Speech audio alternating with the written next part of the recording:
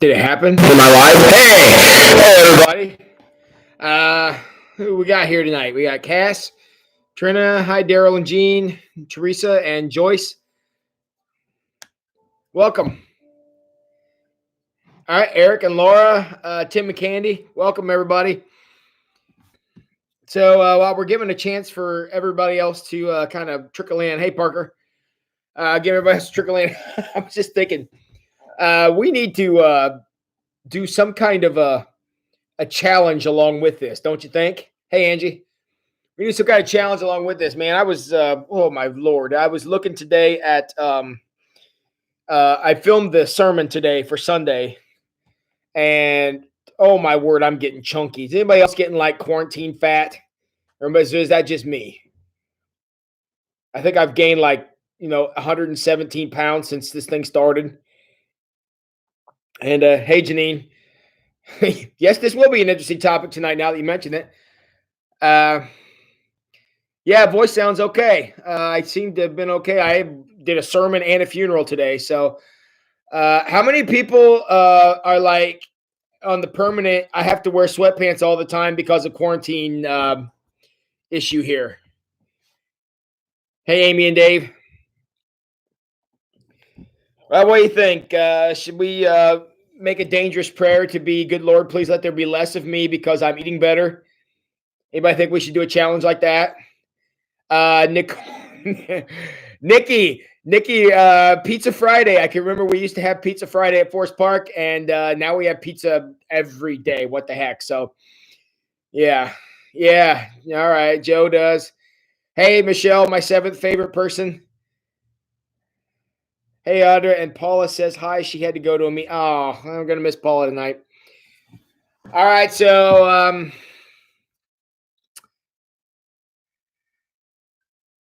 hi, Jennifer and Daryl.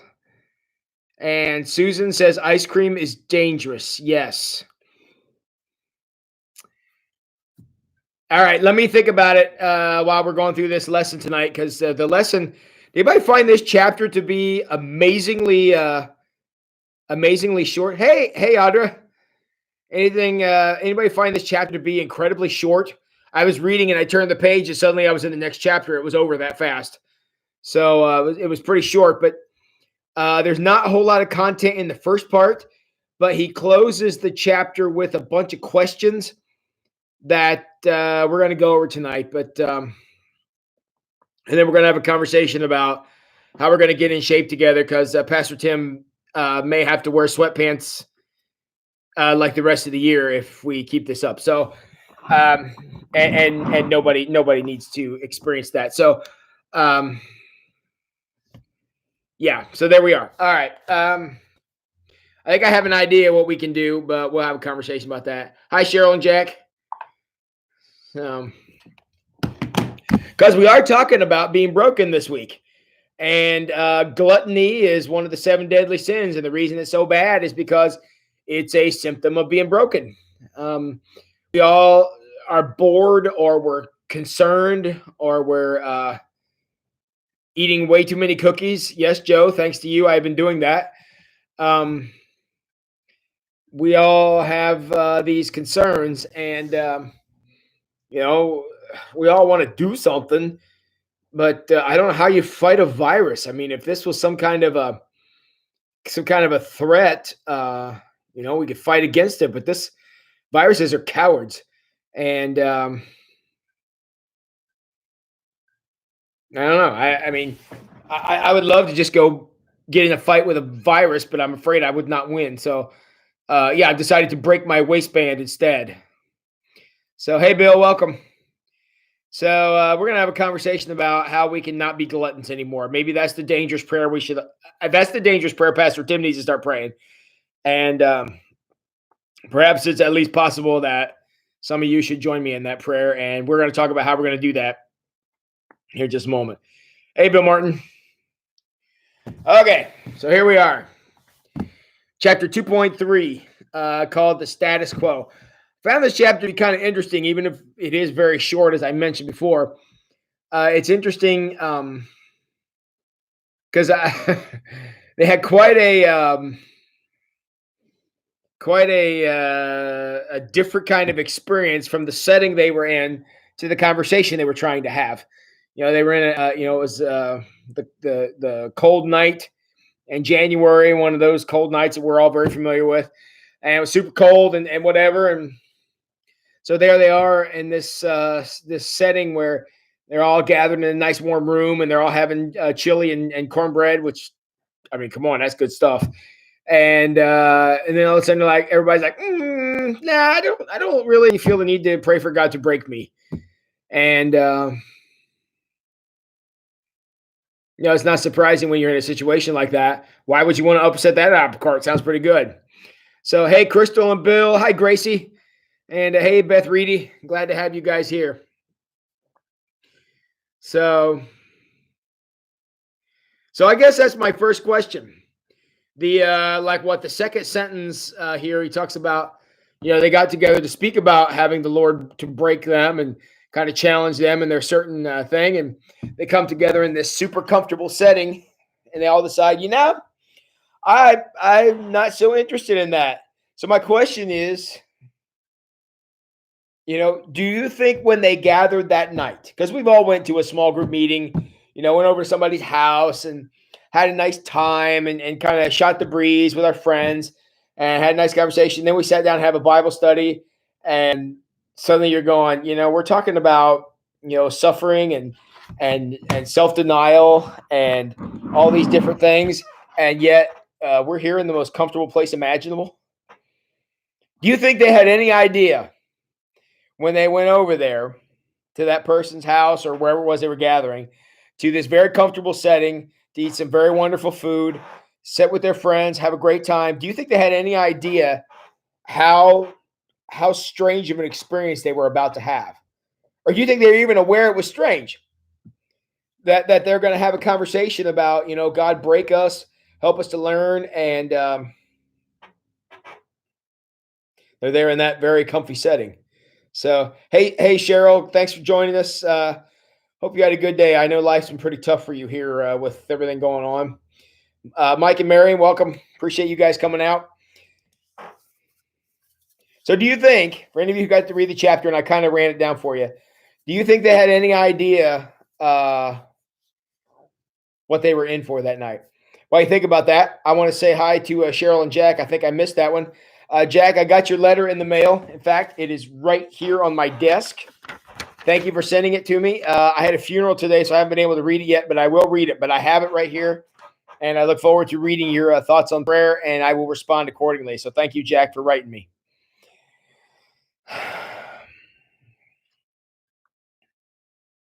Nobody's typing? Do you think they thought that how strange this was going to go? How different this was going to be?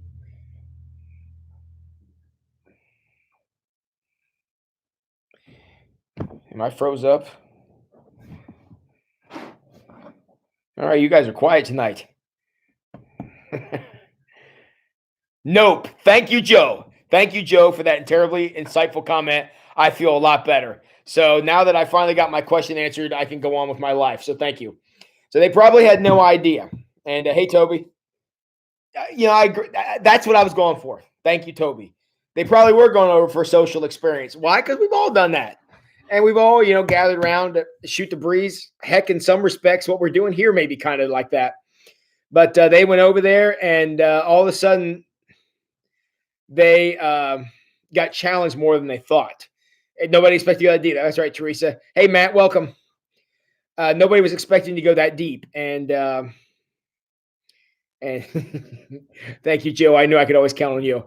But the idea is that they had no idea that that's what was about to happen. Sometimes that's how God works. Sort of sneaks up on us, uses the little more subtle approach.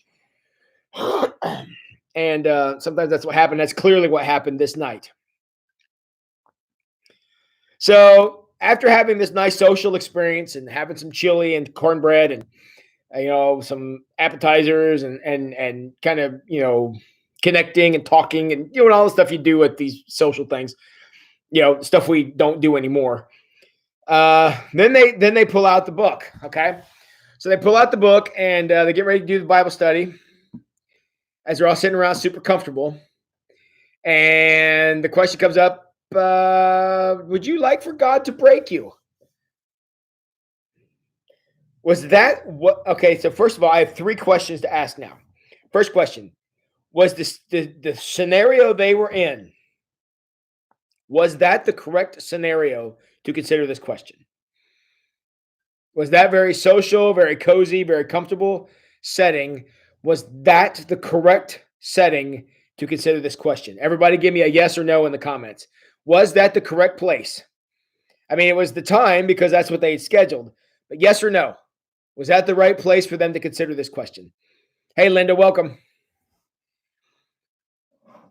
Was this comfortable and cozy place where they were? Was that the right setting for them to consider the question before them? Okay, Beth says yes. Mike and Miriam say yes. A few more of you jump in here. Yes or no? Was that the right place? Tree says yes. Joe says yes. Wait for a few more of you to jump in here.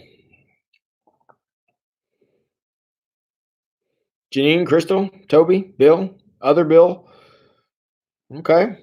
Seems to be pretty unanimous. Angie, Parker, Eric, Linda. All right. Well, you guys seem to all agree. That's amazing because my answer was no. I thought no, this was not the right place to consider that. So it's interesting that you guys see it differently than I do, which is very cool. I think when to be in a setting like that, I'm not surprised at all by the response because none of them were there. You know where I think would have been the correct place to have this conversation would be about 9 hours into an Emmaus walk. That's the right time to have this kind of thing. Or to have it on a mission trip where you're, sleeping on the floor and working 12 hours a day, or 18 hours a day, trying to clean up after a hurricane. I've been there and done that. I think it's a place where actually some of your comfort is taken away. I'm not at all surprised that when the lady started talking, her response was, "Oh my word! I don't, my kids and this and that." And we're going to talk about her response in detail because I think her response is very interesting. But I really think that in order to get down to it, it would be like having a discussion about fasting 5 minutes after you're done with Thanksgiving dinner. I just feel like it's the wrong place. And I'm not at all surprised that they had the turnout that they did. So, is it always good to talk about God? Yes, it's always good to talk about God. But I think if you're going to have a challenging word, this is not the place to have the challenging word. I really feel like it would be like me right now having a conversation saying, what do y'all think about laying hands on people and praying? Do you think that's important? Do you think we should do that more? Because right now that could literally kill you if this COVID-19 thing is as bad as they say. Probably not the place to have this conversation because is laying on hands and praying, is that good? Yes. Is potentially giving people coronavirus and killing them good? No. So there's an extenuating circumstance here that I think also existed in their Bible study. I think it was very comfortable. Sure, it's not comfortable at any point, Teresa. I agree to talk about being broken. I totally get that. And Janine, her response was extremely honest. No question about that. And I think all she did was say what everybody else was thinking. But yeah, she was among the people that she trusted, and that's why she said what she said. Again, no question about that. And yes, Toby, I agree with you. That's not at all what I'm saying. What I'm saying is it's hard to have a conversation about doing something when you're just done the polar opposite of it. Right now, I don't know that I'd want to lead a Bible study talking about how we should, going back to the Sermon on the Mount when Jesus says, hey, if you want to pray, go into your closet by yourself, close the door, and pray to your Father in heaven in secret. I don't know that I want to lead a Bible study on that right now because we're spending so much time isolated because of the coronavirus. Yeah, I don't think anybody did anything wrong here. I'm just saying I'm not at all surprised by the response because in that very comfortable environment, heck, I would have looked around and said, I'm not sure I want to give this up either. That's pretty good. I think if you're going to have a true conversation about God breaking us and helping us grow in that way, I think there needs to be some walls broken down first. Which I told you there were 3 questions. That's only one. Here's the second question. Maybe this will help me get to my point a little better. Second question is, are we in the right situation to have this conversation? Are we in the right circumstance right now? You know, you sitting on the couch in your sweatpants and looking at me on your phone or on your computer or on your TV or however you're doing this. Is this the right way? You know, under the threat of a global pandemic, is this the place? Is this the time where we can have a conversation about God breaking us? Yes or no? Jump in the comments, guys.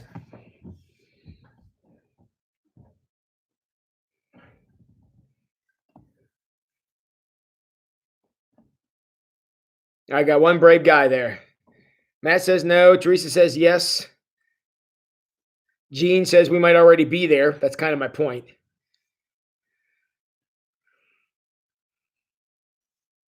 Yes. Okay. I think you guys are seeing now where I'm coming from.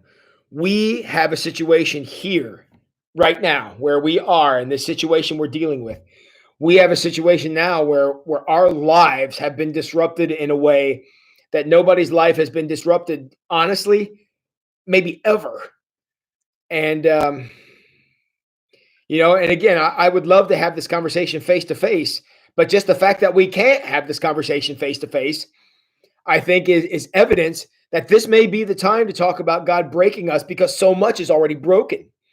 You know, I agree with Matt in one respects by saying, you know, maybe we don't want to talk about getting broken anymore because we're already broken. But on the other hand, I think we can identify with a threat right now more than maybe any other part in a generation, because we have never, I mean, actually since ever, have we shut down the entire economy in response to something like this.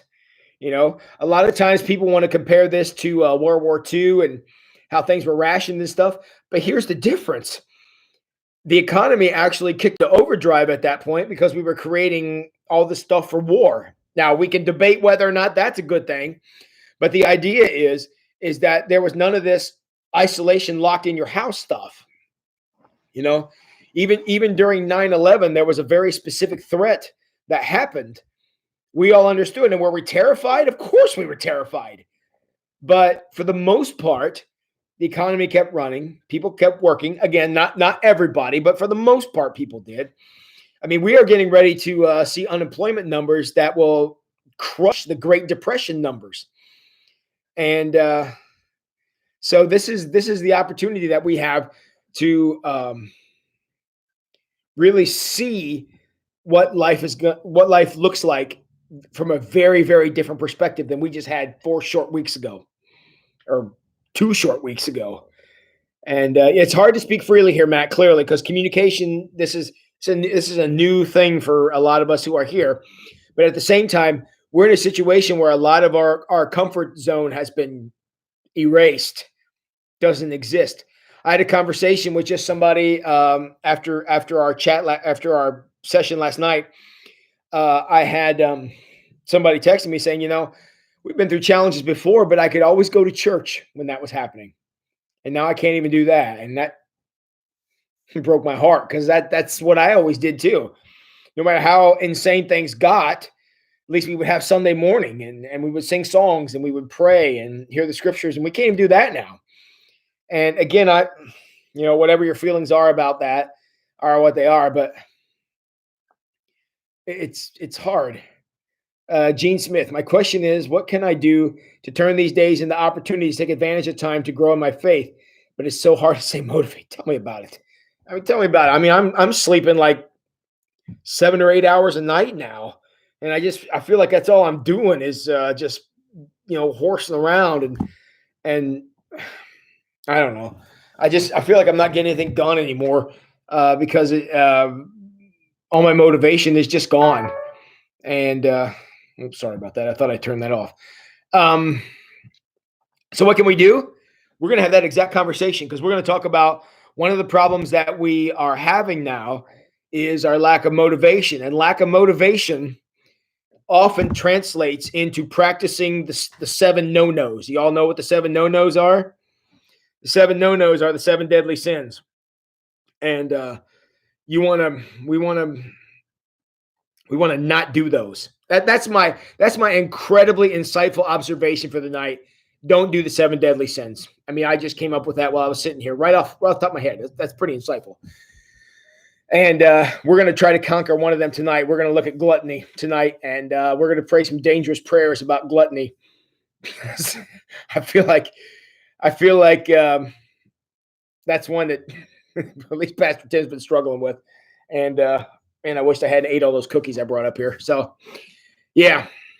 All right, cool. So you want to know what we're going to do? I'm going to make something up before we cut this live stream off. So hang around, and we're going to have something incredibly insightful, I'm sure. Gene Smith, that's how much sleep you're supposed to get. I don't know how much sleep you're supposed to get, but Matt Clements, yes, so you're there. Sorry, but you have to lift each other. Well, thank you, Beth. I'm trying. Joe gave me a boom. I hope boom is good. Gene and Eric say yes, good. The sun will be out tomorrow. Thank the good Lord for that. Y'all seen the weather for this weekend?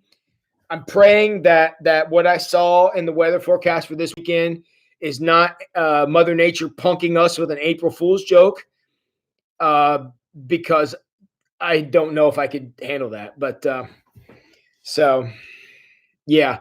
But so anyways, hang in there.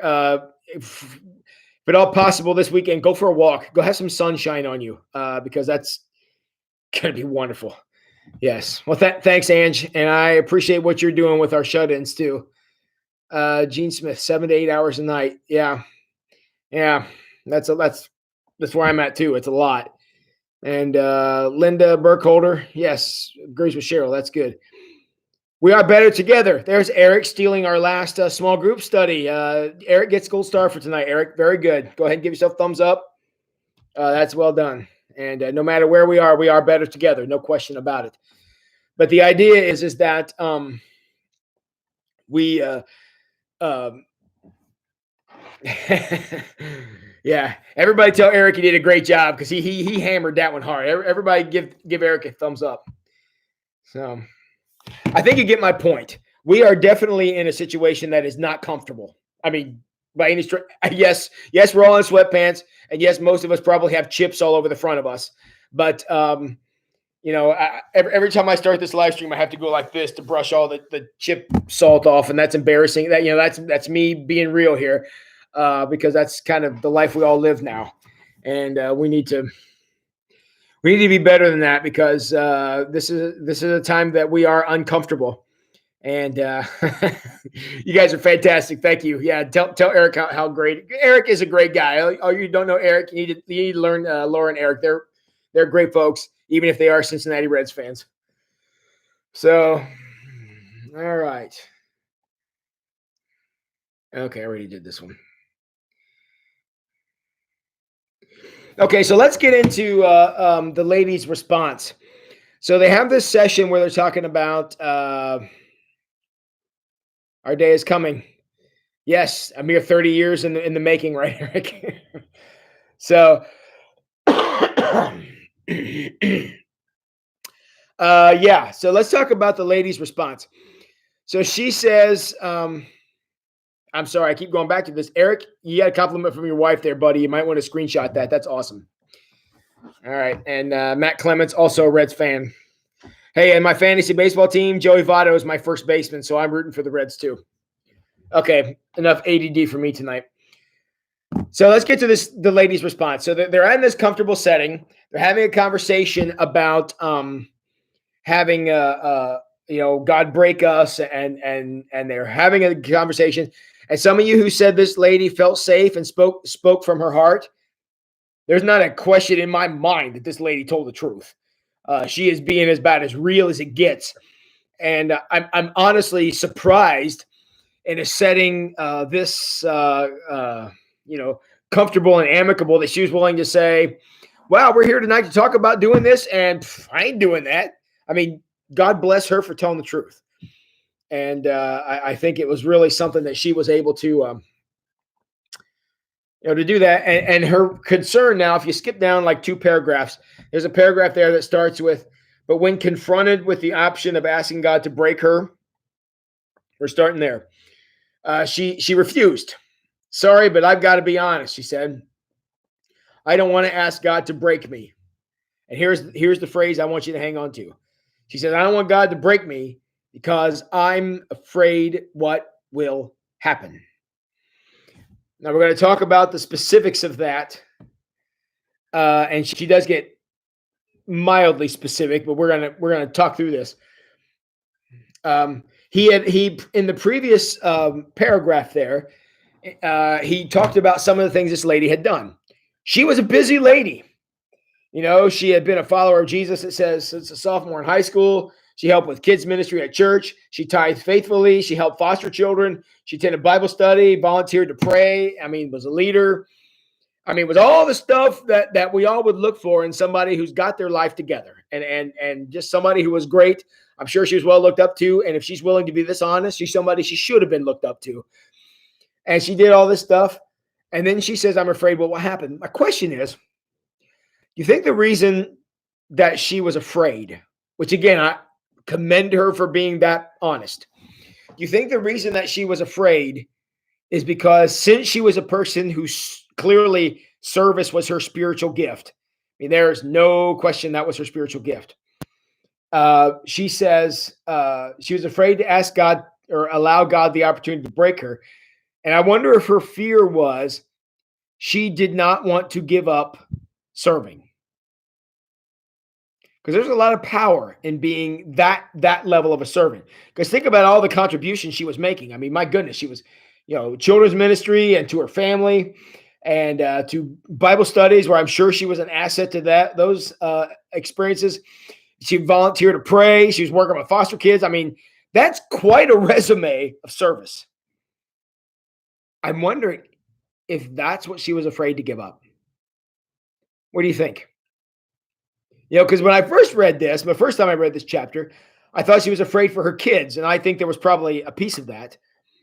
But I almost wonder if there was more concern about not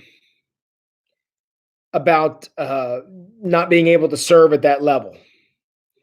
Laura Gurman. When they were talking about having God break her, does that mean asking God to let or make bad things happen? No. Maybe I should explain that. I don't know that you're misunderstanding. I just don't know that it's been clear yet. I didn't try to explain this yet because I was hoping that one of the chapters he would go into this, but he really hasn't yet. So I'm hoping he'll go into an explanation in one of the remaining chapters we haven't gotten to. But I will say up to this moment, he has not offered a very clear definition of this.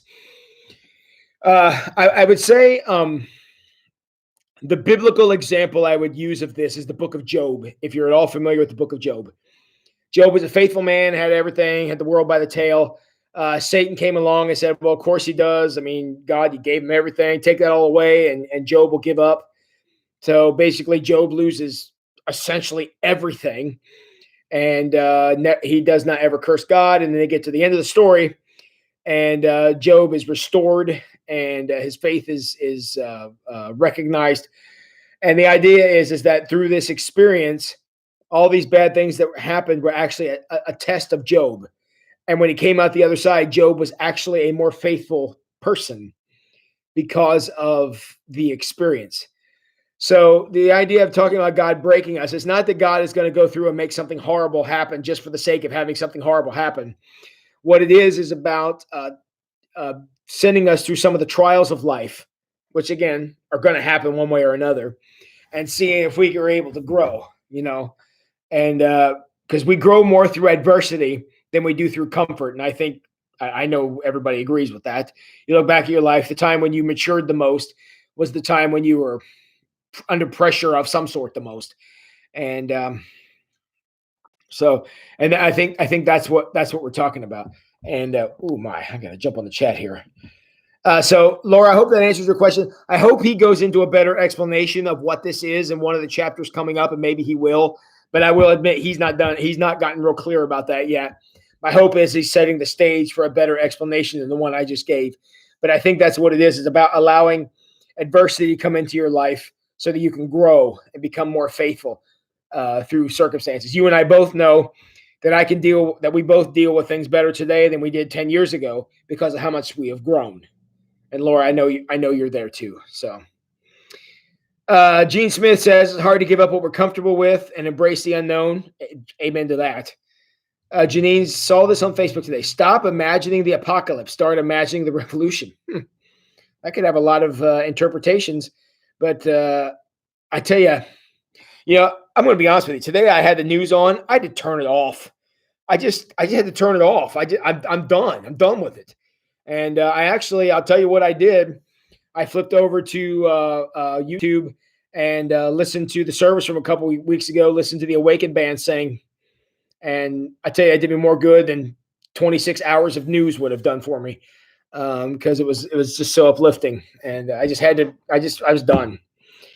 And because I had a funeral, and the funeral was very sad, and there was a lot of people there, and it was a difficult circumstance, and there was a lot today. Today was a rough day. So Cheryl, did all those things define her instead of her faith? Exactly. And that was probably her concern all along, was I don't want to lose my identity, because my identity is serving. And if I can't serve anymore, and any of you who've ever been through a season of, injury or illness or something along those lines, man, that's awful, especially for a servant.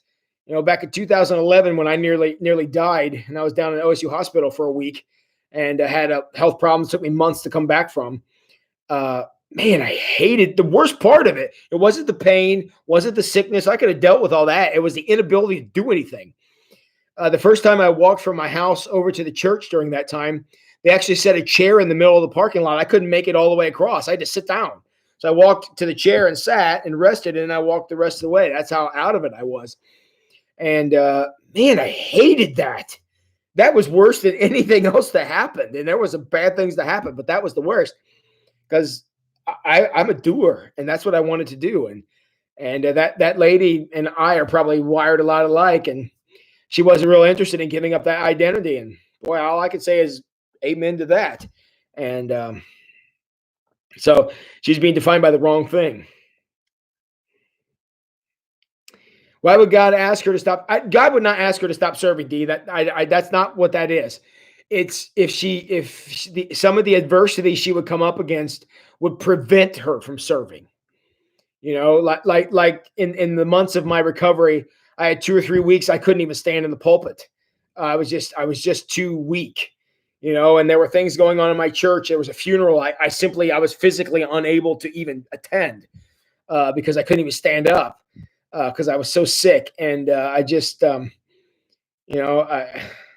was unable to function at the level I was used to. And I hated that intensely. And as somebody who has that, and again, it wasn't that God ever said, Tim, I'd really like for you to stop being a minister. It wasn't that. It was about, Tim, I want you to endure this time of physical awfulness. And I did it. And the worst part I hated wasn't the pain. It wasn't the setbacks. It wasn't the inconvenience. It was not being able to do what I would do. That's what's driving me the most nuts about this COVID-19 thing. I'm used to doing, and for me not to do, I get irritated. And so being able to pace yourself and those kinds of things, those are lessons nobody likes to learn, especially people who aren't used to those kind of boundaries. And so it wasn't that God wanted her to stop serving. It's just that part of God's growth model for her could have been, having to step back from something because something had happened. And that's more what this is about. Candy, broken or good things that come up. There are, not at the time though, but yes, afterward, definitely. Yep, definitely. Cheryl, I thought it meant break me of my pride. My selfishness fills me with what you wanted me. Fill me with, yes. Yeah, and that's what times of challenge will do. I mean, we have an ideal circumstance to pray that exact prayer, Cheryl, right now, because so much is not normal. Actually, is anything normal right now? I don't even know. I can't think of anything. So since so much stuff is abnormal, so much stuff is screwed up that we have a perfect opportunity to step back and evaluate and step back and try to allow God a chance to work with us in a way that would not be available to us in any other way. And as Candy says, faith and courage, and a little of one and a lot of the other. So, Cheryl, had she started to idolize her accomplishments? Yeah, so had I. So have many of us. I'm sure with some of the amazing things you've done being a doctor, Cheryl, I'm sure you've gone through seasons of that too. But it's all about being faithful where you are, not faithful with what you potentially could be. And sometimes we don't understand why God would limit our potential because our potential is so vast, right? And but that's a hard thing to deal with. But sometimes it's the way we got to go. So okay, Miriam agrees with Cheryl. Good. Yeah, Teresa just went through some of this, changing churches and going from one place to another, and now she's down here at Wayne Street with us, deep in relationship. No, those seasons are tough. So, yes, thank you, Laura. I tried. Reading too much news these days feels like an addiction. Yes, Gene, it does. There's so much to take in and so much to absorb, and a lot of people are asking me questions about stuff, so I feel like I need to be informed. So I got to watch out for that because Pastor Tim can get a little caught up in that. Prayers for me, Candy. You can always pray for me. I always need it. Hey, Amy Hogshead, welcome. And no wonder you love to run now, Gene. Exactamundo. That's what that season of my life back then. That's what it came from. So, and hey, Trina, welcome. And well, that's not just me. There's a lot of people working to make that senior citizens food drive happen. And I'm just proud to be one tiny little piece of that. So very good. All right. Hey, you guys are awesome. All right. Okay. Wow, that went on so long. I forgot where I was at. Talking about she was afraid what was going to happen. Now, what is she afraid going to happen? Now, again, could have been lots of stuff. She could be convicted of a lot of things. She could be needed to repent about a lot. There's a lot of potential things here. But her statement here, Cheryl, off topic. You're not helping my ADD there, Cheryl. Can we have an all-church carry-in when we get back?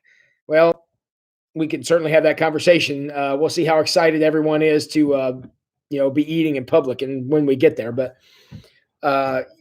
yeah, trust me, as soon as they let us start getting back together, we're gonna have conversations about introducing ourselves to each other because that's okay, Cheryl. If people who don't have access to this thing here, I have had no contact with them at all. So I appreciate the 34 of you who are logged in here right now. But I mean, if you looked around on Sunday, there was a lot more than. As soon as I said that, I dropped to 32. Thanks, guys. But I had a lot more people around than just 32 of you, and so trying to keep up with all you guys is tough. Even though we got a couple of hundred people logging in on Sunday mornings, that's still not the same as actually having a conversation. So we're going to need to find some ways to connect. That's going to be vitally important. Okay. Yeah, we bring our own cookies right after we have a conversation about gluttony. Yeah, good. So, all right. So she says, I don't really want to pray that. I'm afraid what God will do. And we've had a very clear and good discussion about why she would have said that. But what I found, though, what she said, very interesting. She says, what if, this is the last sentence in that paragraph. She says, what if I get sick or depressed or pulled away from my family? Why do you think she went there? What if I get sick or depressed or pulled away from my family? Well, Susan, I agree. It's almost like she did not understand the nature of the prayer. And I think this goes back to Laura's question earlier, because it does sound this way.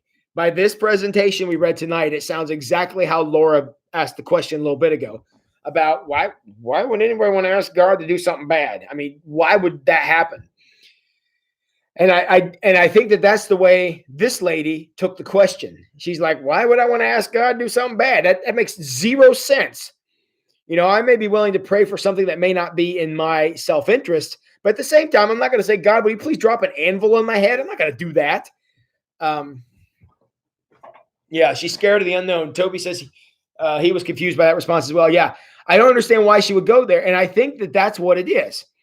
It's the misunderstanding that we have articulated very clearly here in this group, that we think that giving God free reign to try to adjust our course, or try to break us of a bad habit, or try to do something or whatever, we interpret that as, well, God's going to make something bad happen. And I don't know that that's that way.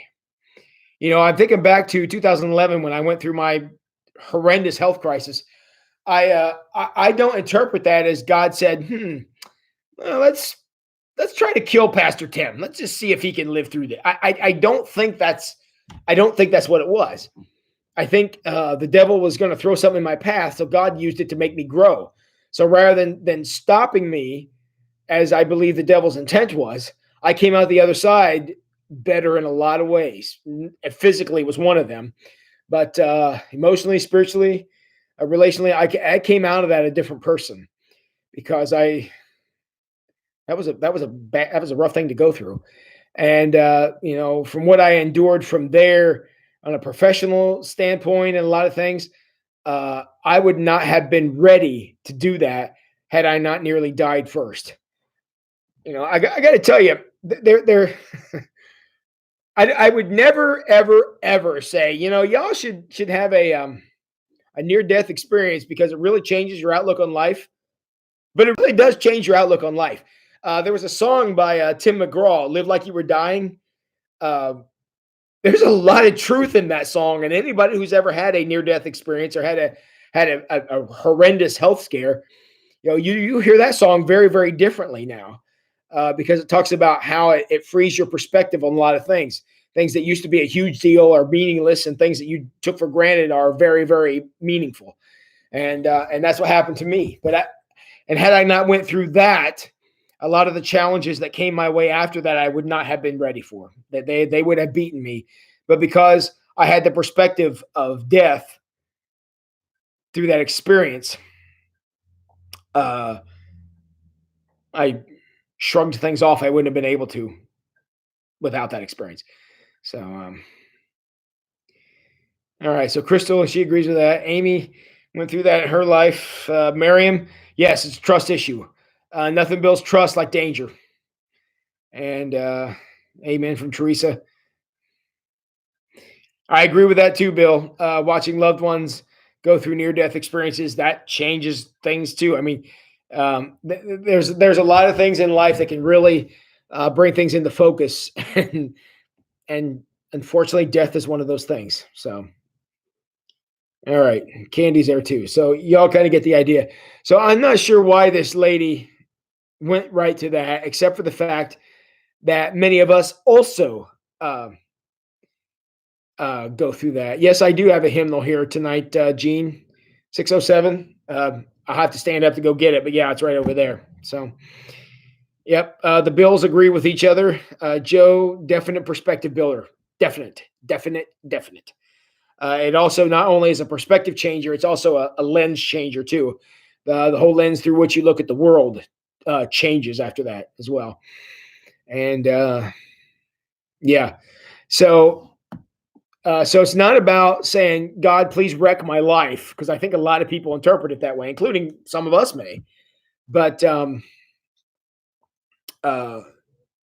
there's more to it than that. Okay. Okay, we're making good time tonight. Let's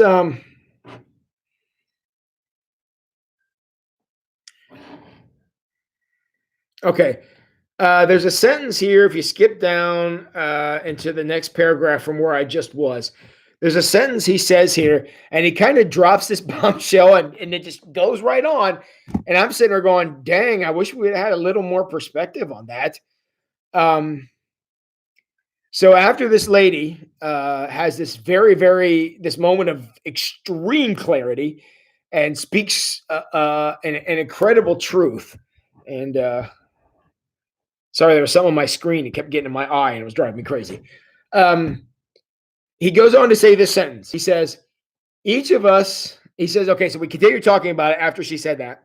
And then after they're talking about it, this is what they talked about. He says, each of us identifying and justifying why it was okay not to pray such a dangerous prayer. Each of us identifying and justifying why it was okay not to pray such a dangerous prayer. He drops that and goes on. I would like to hear what some of those justifications were. And maybe he'll come back to that in one of the later chapters, but I'm curious because I have no doubt that's what happened.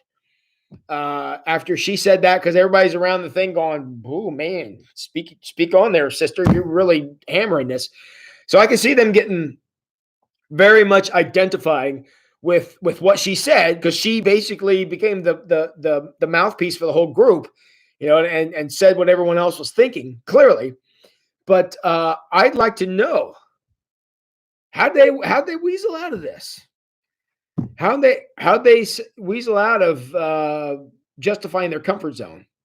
I'm not saying any of their excuses would be good, but I would have been very curious, or I am very curious, to know what that weaseling looked like, because I'm afraid a lot of us would have read that and heard our own voice saying a lot of those things. At least I know I would have.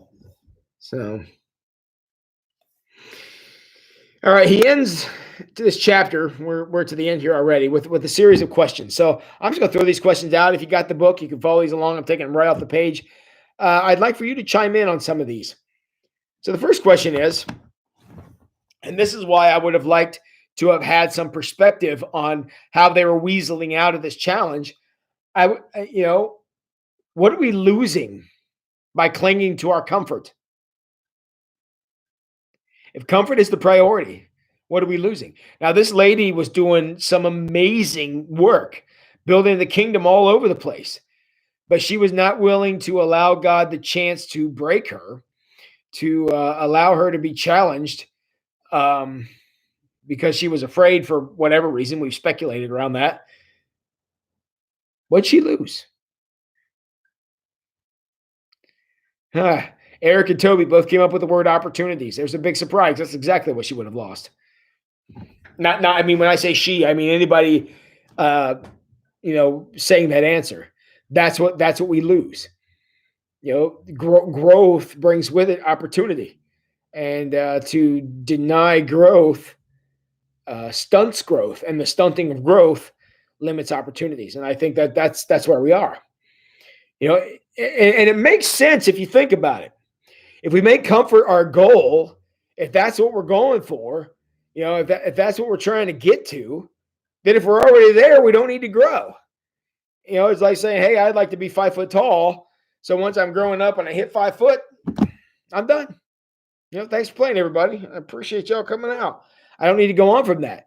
If all we want to do in life is be comfortable and that's it, well, once we've accomplished that, what growth do we need? And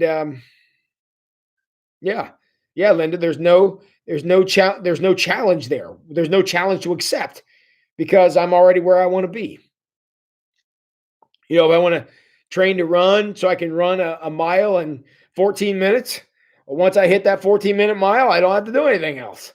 And maybe that's a good goal for somebody to work toward, but once we get there, we got to be able to push harder to do something more, or else growth stops. And it is very hard to be vulnerable. Nobody likes that, Teresa, certainly. So to go along with that then, and I think this is kind of the same question said in a different way. He says, what are we missing out on because we're committed to avoiding pain and discomfort? What do we miss out on? Yeah, Eric says we grow from challenges and it makes us better. Yes, exactly. Susan, she already thought she was there. That's exactly right. No need to get outside of a comfort zone. No need to grow. God may have something much bigger, better in mind. But if we put the parking brake on and say, hey, I'm already there, God, appreciate the effort, that's it. We don't go anywhere. Yes. I'm sure being in Haiti after the earthquake was certainly an eye-opening experience.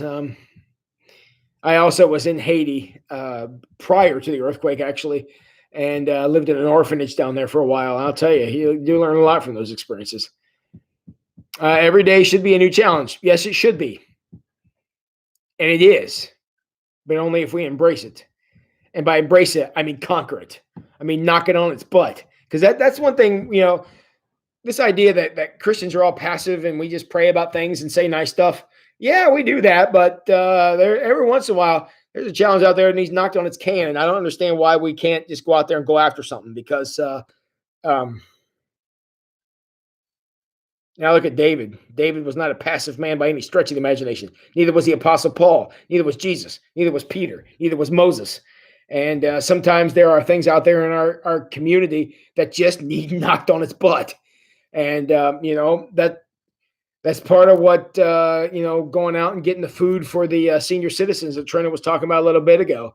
It's because there was a challenge. Pastor Tim decided that challenge needed knocked on his butt, so that's what we did. And I just feel like if we can embrace those kind of opportunities, we can make a great difference. Or we can sit it out, do nothing. And I'm just not wired that way.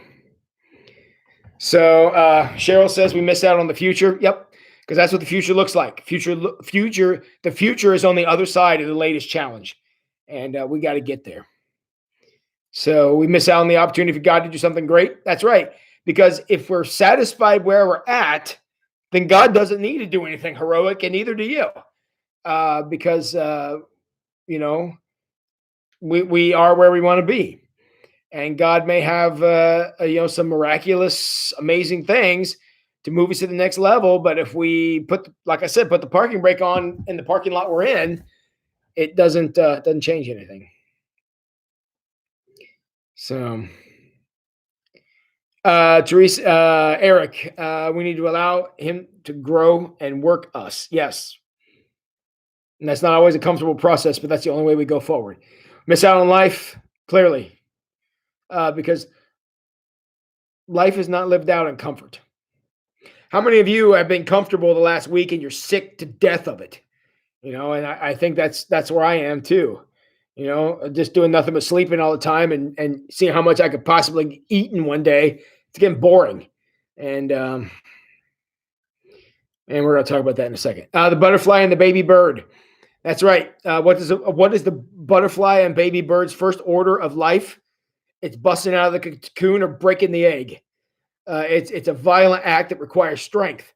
And I'll tell you, if you got a butterfly and you help it get out of the cocoon, it'll never fly because it needs that gumption to get out of the cocoon. It's got to get itself out. And if you cut the cocoon off of it, the butterfly will never fly. And the baby bird will be stunted if it doesn't have to push out of the egg. And we too get stunted if we decide to let somebody else do something for us. So,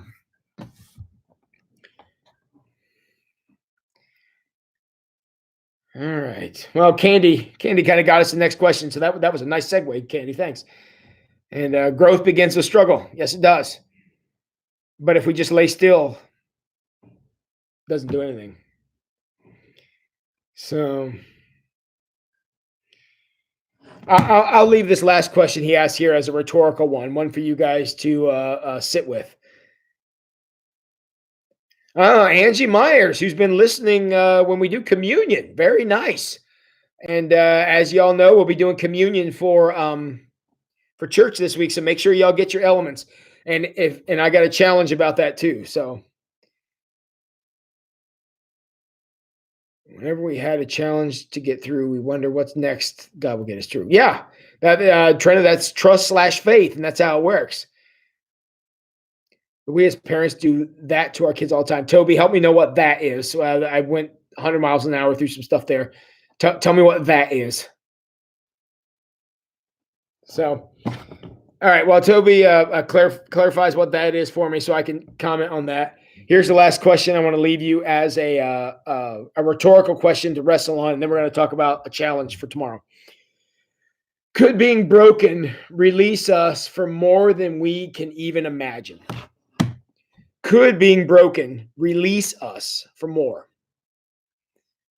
We talked about this a couple of weeks ago when we talked about how can you read the hymn? Are you talking about the John Wesley prayer, Cheryl? Yes, I am absolutely going to do that. Number 607. I still remember. Um, could be broken. Yes, could be broken. Yes, because in brokenness, we allow room. Brokenness implies space, and it puts us out to where we can get to a new place in life and experience something new because we have space to do it. And so, yes, I think that challenge of being broken can move us on to the next level. All right, Toby, we take the challenge away from our kids, do it for them. They can't learn the value of struggle. Yes. Now, in some respects, you have to do that. I mean, you can't take your 3-year-old and say, look, if you can't open the peanut butter jar, I guess you can't eat today. That's not how that works. However, we can say, wow, you're heading for a mistake here and not prevent them from receiving consequences of that mistake. Again, don't let your kids play in traffic to teach them not to play in traffic. But at the same time, there are some times the kids need to learn this stuff on their own.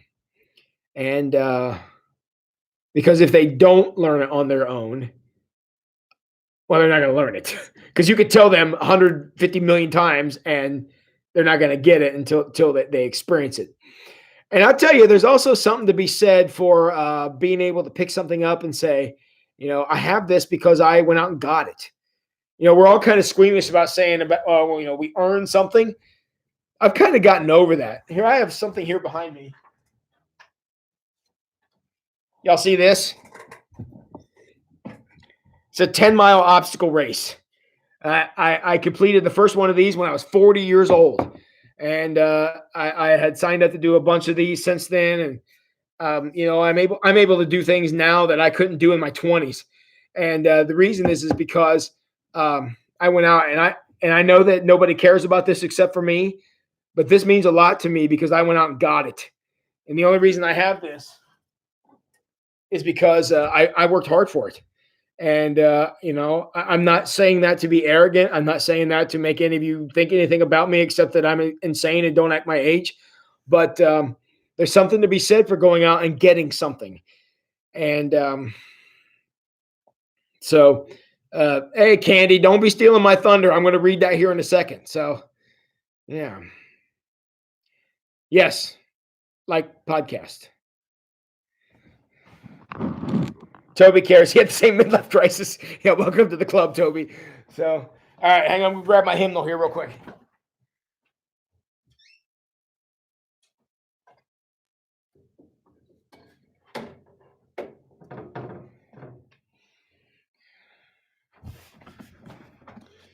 And then we're going to talk about response to gluttony. So, because we decided that dealing with the coronavirus is not the way to using the 7 deadly sins to respond to coronavirus is not very good.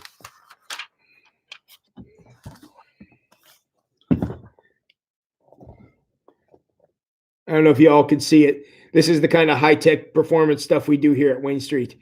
So I will read it to you. This is a covenant prayer in the Wesley tradition. And in light of what we talked about here tonight, I want you to think about this. I am no longer my own, but thine. Put me to what thou wilt. Rank me with whom thou wilt. Put me to doing, put me to suffering. Let me be employed by thee or laid aside for thee. Exalted for thee or brought low by thee. Let me be full, let me be empty. Let me have all things, let me have nothing. I am freely and heartily yield in all things to thy pleasure and disposal. And now, O glorious and blessed God, Father, Son, and the Holy Spirit, thou art mine and I am thine, so be it. And the covenant which I have made on earth, let it be ratified in heaven. Amen.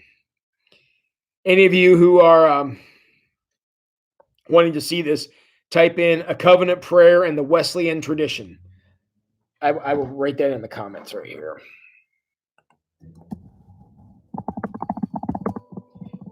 Prayer. If I can spell prayer.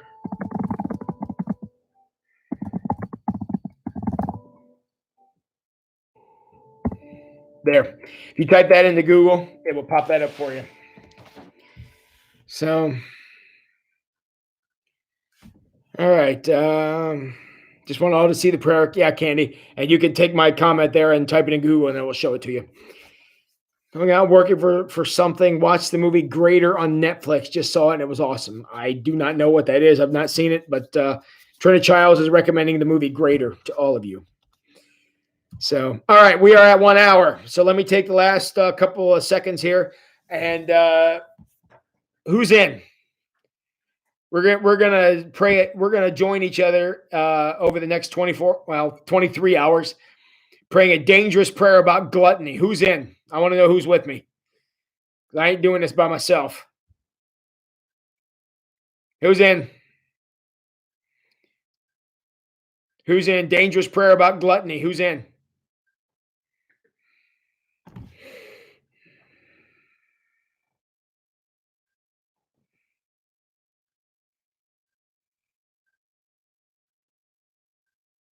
Anybody else?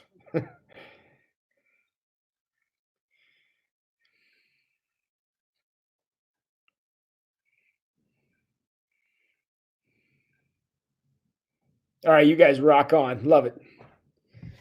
All right.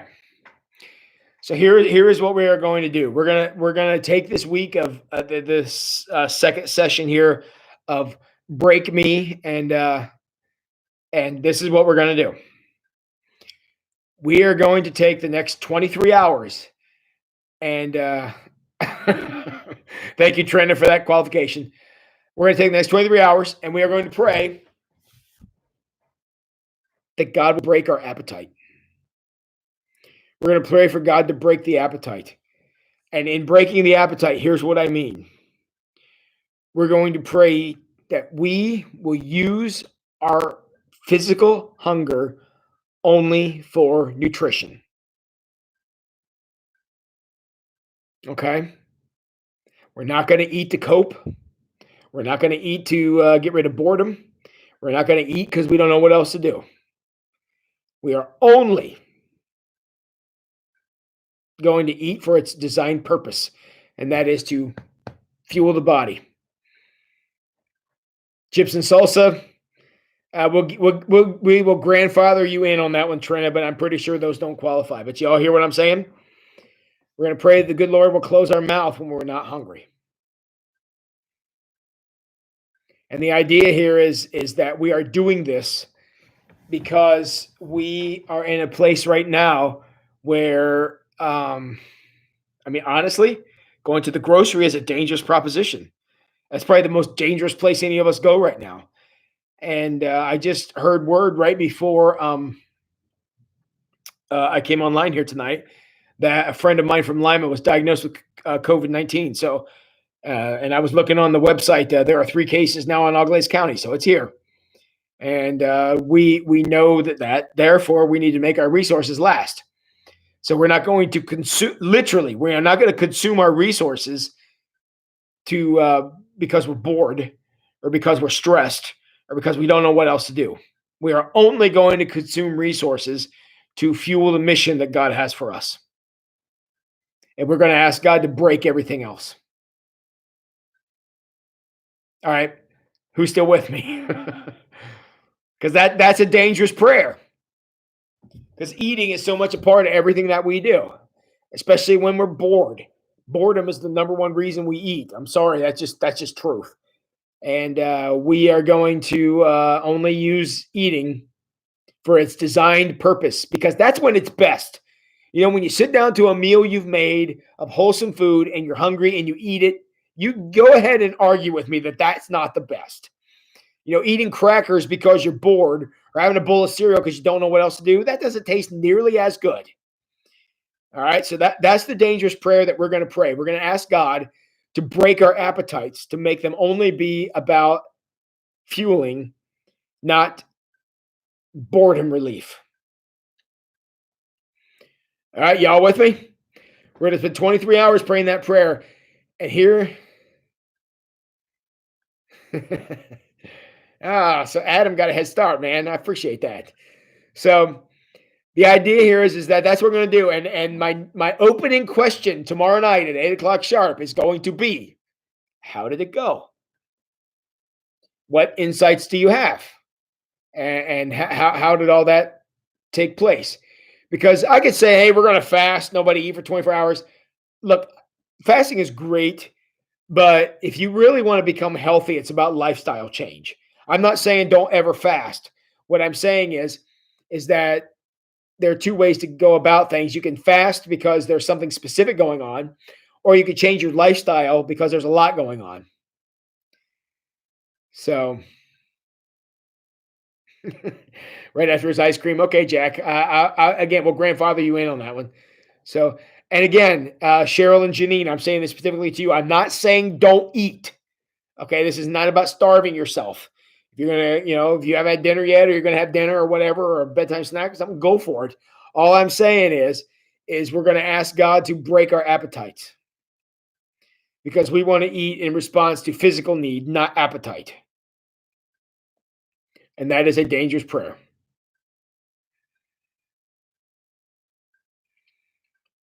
Okay, and I will join you in that.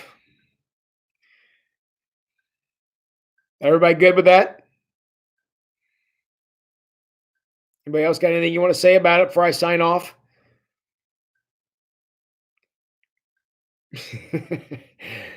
Yeah, Toby, you can bring your cookies. That's cool. Maybe we'll have like a place you can. We'll have a place like out here in the parking lot. Y'all can drive through and put your stuff in here, and I'll take my computer out there and burn it all while we're while we're doing this. Nikki, yeah, if you could pack it all in, and then we'll throw in the Pepto Bismol tomorrow for free. So, yep. But that's what it is. I mean, I just see myself, and I would imagine that most of you would agree with me if I asked you. I'm just eating because I don't know what to do. I'm just consuming because it's there in front of me, and I don't feel like doing anything else when I eat something, and that's the challenge. We're gonna pray for God to break that appetite, because I think for um, many of us, look, if you overeat and you don't feel well, then there may come an opportunity that you're going to miss out on because you just don't feel well. And that is entirely possible. And I know it's possible because I've lived it. And, you don't sleep as well. You don't, your blood sugar is all going nuts, and you feel like your head is stuck in a bucket of water or something. And none of that's good for you. So that's a dangerous prayer where God can break us to free us from something. So all the time and resources that we were literally consuming can now be put to another task. And plus, if you eat less, you don't have to go to the grocery as much. And we've already put out there the obvious advantages of that. So that's my challenge to you. You got 20. Well, I'm going to say 22 hours and then 11 minutes to work on that. And we'll be back together tomorrow night. So everybody good? Everybody good here? Just want to say how much I appreciate you guys coming out so well. This is like one of the few conversations I get to have all day, even though I'm talking to my own face here on the screen. But don't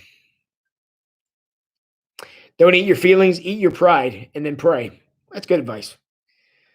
So, all right, everybody. Thank you again so much for tuning in. I love you all very much. I miss you all just terribly.